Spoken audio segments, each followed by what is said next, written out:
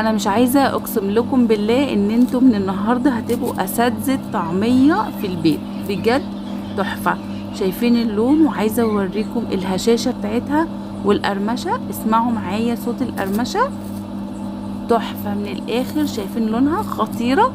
وكمان احلى ما في الموضوع ان هو كله في الخلاط، ولا مضرب بيت بقى ولا كبه ولا مطحنه ولا اي كلام فارغ خالص.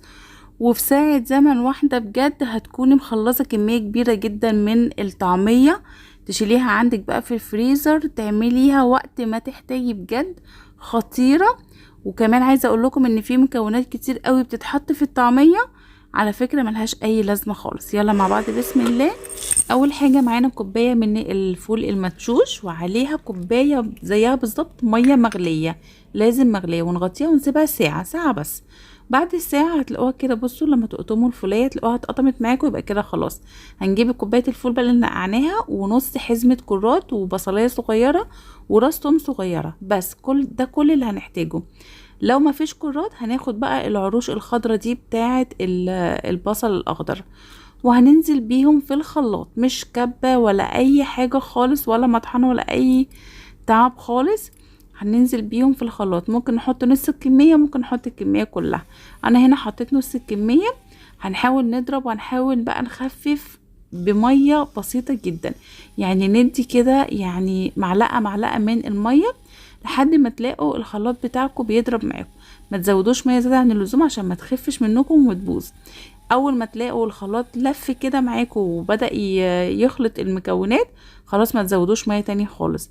هننزل بقى النص التاني بقية الكمية بتاعتنا، وبرضو هنبدأ نضرب، ونحاول ان احنا نساعد الخلاط بايدينا كده بمعلقة.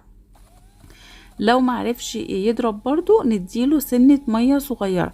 يعني الكمية دي كلها خدت مني اقل من ربع كوباية مية بس. شايفين؟ يعني هنا كنت بحاول اساعده كده بالمعلقة ان هو يلف، بس برضو ما قدرش يلف، فاديته برضو معلقة من المية. يعني معلقة يا جماعة، انا باكد قوي على المعلومة دي. شايفين بقى لون العجينة بتاعت الطعمية؟ كده خلاص مش هتحتاج مية خلاص. انا حطيت كل الكمية بتاعتي، يعني كوباية الفول المدشوش خدت اقل من ربع كوباية مية. نفضل بقى نضرب علشان تبقى العجينة بتاعتنا هشة زي ما احنا شايفين كده. العجينة بتاعتنا خلاص جاهزة جدا. اوعوا تحطوا اي نوع من انواع الخضرة غير الكرات. شايفين لونها؟ تحفة خطيرة، وطعمها تحفة، وبتطلع مقرمشة وهشة، ويعني عايزة اقول لكم ان هي احلى كمان من المطعم بجد، والله بدون مبالغة. هنشيل بقى الكمية اللي احنا عايزينها في اكياس في الفريزر، والباقي لو هنعمله وقت التوضيب، يعني اللي هنشيله في الفريزر مش هنحط عليه اي حاجة.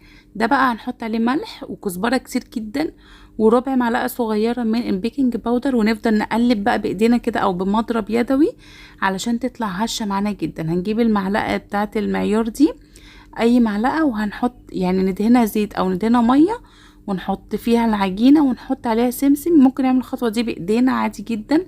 هنعمل تيست للزيت بتاعنا نشوفه سخن ولا لا. كده الزيت سخن جدا.